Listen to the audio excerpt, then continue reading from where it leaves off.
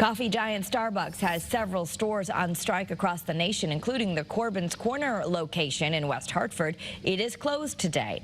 Employees have been picketing there this morning. Channel 3 Eyewitness News reporter Olivia Schuler explains why workers are putting their foot down.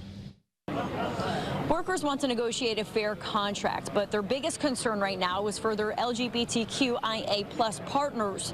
The coffee giant says they were unable to put up any decorations during the month of Pride. Charles Poventud says for 6 years, this store location has celebrated Pride Month with flags, banners, and other forms of decorations.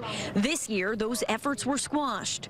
Our district manager has come, taken down the flags, just 2 little pride flags right at the front register just to acknowledge, and they took them down.